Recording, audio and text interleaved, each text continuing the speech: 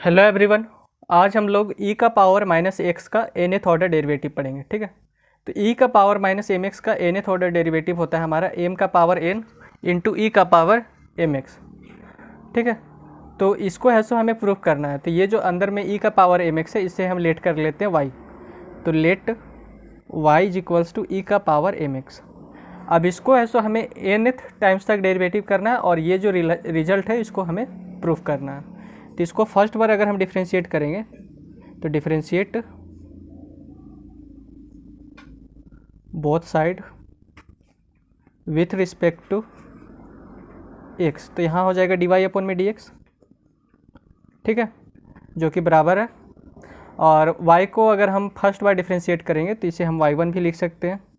ये जो 1 है हमारे रिप्रेजेंट करता है कि y का सिर्फ एक बार डिफ्रेंशिएशन हुआ है। ठीक है, उसी तरीके से यहाँ पर भी y का सिर्फ एक बार डिफ्रेंशिएशन हो रहा है, तो इन दोनों का मतलब हमारा सेम ही होता है। आप d y by D x को y1 भी लिख सकते हैं, y1 को आप d y by D x भी लिख सकते हैं, उससे कोई दिक्कत नहीं है।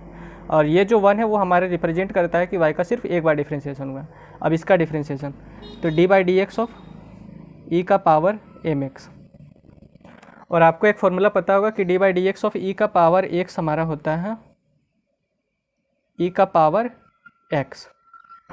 ठीक है, तो उसी तरीके से यहाँ पर ई का पावर एम एक्स है, तो ई का पावर एम एक्स का डिफ्रेंशिएशन हो जाएगा ई का पावर एम एक्स, और उसके बाद ये जो एम एक्स है इसका डिफ्रेंशिएशन होगा।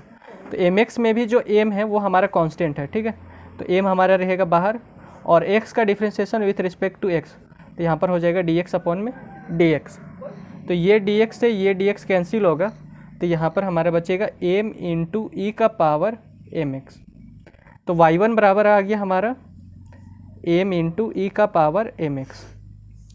ठीक है, अब इसको फिर से डिफ्रेंशिएट कर देते हैं। यहाँ पर लिखते हैं differentiate both side with respect to x. तो y1 का डिफ्रेंशिएशन होगा तो यहाँ पर हो जाएगा y2, और y2 को आप लिख सकते हैं डी स्क्वायर वाई अपॉन में डी एक्स स्क्वायर। इन दोनों का मतलब सेम ही है। यहाँ पर भी y का 2 बार डिफ्रेंशिएशन हो रहा है, और ये जो 2 है वो हमारा रिप्रेजेंट कर रहा है कि y का यहाँ पर 2 बार डिफ्रेंशिएशन हुआ है। ठीक है, अब यहाँ पर जो m है ये हमारा कांस्टेंट है, तो इसको रखते हैं बाहर, और e का पावर एम एक्स का डिफ्रेंशिएशन करते हैं विथ रिस्पेक्ट टू x। तो यहाँ पर मैंने लिखा e का पावर एम एक्स, तो यहाँ हो जाएगा m, और e का पावर एम एक्स का डिफ्रेंशिएशन होता है हमारा, यहाँ पर देखिए, यहाँ पर जब मैंने डिफ्रेंशिएशन किया D by D X of E का पावर एम एक्स किया तो इसका रिजल्ट क्या निकल के आया, एम इंटू ई का पावर एम एक्स निकल के आया।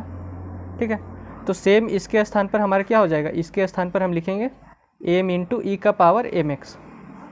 ओके, तो क्योंकि इसको मैंने ऑलरेडी डिफ्रेंशिएट कर चुका हूँ, ई का पावर एम एक्स का यहाँ पर ऑलरेडी हम डिफ्रेंशिएशन निकाल चुके हैं, जिसका रिजल्ट आया एम इंटू ई का पावर एम एक्स। तो ये जो D by D X of E का पावर एम एक्स है इसके स्थान पर हम डायरेक्ट लिख सकते हैं एम इंटू ई का पावर एम एक्स। तो यहाँ पर हो जाएगा एम इंटू एम और ई का पावर एम एक्स। तो एम इंटू एम हो जाएगा हमारा एम स्क्वायर और ई का पावर एम एक्स। ठीक है, अब इसको हम फिर से डिफ्रेंशिएट कर रहे हैं, तो y2 बराबर हो जाएगा यहाँ पर एम स्क्वायर और ई का पावर एम एक्स।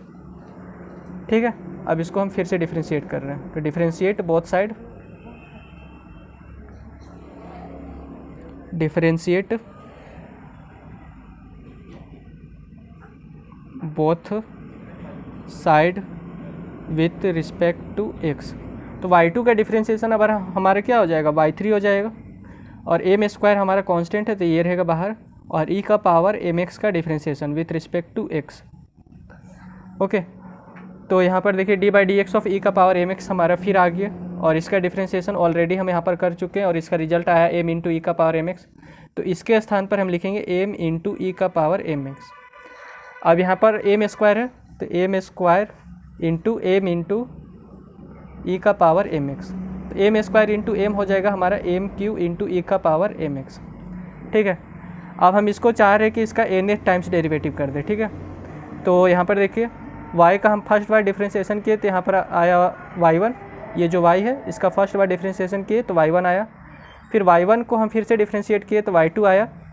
ठीक है, सेकेंड बार डिफ्रेंशिएट करिए तो यहाँ पर इस फिर थर्ड बार डिफ्रेंशिएट किए तो y3 आया। अब हम इसको n टाइम्स डिफ्रेंशिएट कर रहे हैं तो यहाँ पर आ जाएगा yn। ओके, और y को मैंने फर्स्ट बार डिफ्रेंशिएट किया तो यहाँ पर आया एम इंटू ई का पावर एम एक्स, ठीक है। सेकेंड बार डिफ्रेंशिएशन किया तो एम स्क्वायर आ गया, यहाँ पर एम था तो अब हमारा एम स्क्वायर आ गया, और ई का पावर एम एक्स, ई का पावर एम एक्स हमारा यहाँ पर भी है, यहाँ पर भी है, केवल यहाँ पर एक एम बढ़ा, और यहाँ पर भी हमारा एक एम बढ़ा तो एम स्क्वायर हो गया और ई का पावर एम एक्स, ठीक है। फिर यहाँ पर y3 का रिजल्ट आ गया एम क्यू और ई का पावर एम एक्स, यानी कि यहाँ पर एम स्क्वायर था तो एम क्यू हो गया, यानी कि यहाँ पर 3 था तो यहाँ पर 3 हो गया, यहाँ पर 2 था यहाँ पर 2 हो गया, यहाँ 1 है तो m का पावर 1 हो गया, ठीक है। तो उसी तरीके से यहाँ पर n है तो m का पावर हो जाएगा यहाँ पर n और e का पावर mx, ओके। अब यहाँ पर देखिए y इज इक्वल्स टू क्या, e का पावर mx है। अगर हम इसके दोनों साइड nth टाइम्स डिफ्रेंशिएट कर दे तो यहाँ हो जाएगा d का पावर n और y, और यहाँ हो जाएगा d का पावर n और e का पावर mx, ठीक है। इसका मतलब है कि y का यहाँ पर nth टाइम डिफ्रेंशिएशन हो रहा है, ये जो d का पावर n है वो हमारे रिप्रेजेंट कर रहा है कि y का यहाँ पर n टाइम्स डिफ्रेंशिएशन हो रहा है, ठीक है। और उसी तरीके से ये जो d का पावर n है ये हमारे रिप्रेजेंट कर रहा है कि e का पावर mx का n टाइम्स डिफ्रेंशिएशन हो रहा है, और d का पावर n y को आप लिख सकते हैं डायरेक्ट yn भी, yn का भी मतलब वही है कि y का n टाइम्स डिफ्रेंशिएशन हो रहा है, ठीक है। दोनों का मीनिंग हमारा सेम ही है, और ई साइड में हमारा क्या है d का पावर n और e का पावर mx, तो yn के स्थान पर आप क्या लिख सकते हैं, d का पावर n और e का पावर mx, ठीक है। तो इस yn के स्थान पर मैं लिखूंगा d का पावर n और e का पावर mx, और इसका रिजल्ट हमारे क्या, yn का m का पावर n इंटू e का पावर mx, और यही है सो हमें प्रूफ करना था, ठीक है। तो अगर आपको यह वीडियो अच्छा लगा हो तो चैनल को सब्सक्राइब, वीडियो को लाइक और अपने दोस्तों के साथ शेयर ज़रूर करें। धन्यवाद। यहाँ पर देख लीजिए सेम यही रिज़ल्ट हमको लाना था जो आ चुका है, ठीक है।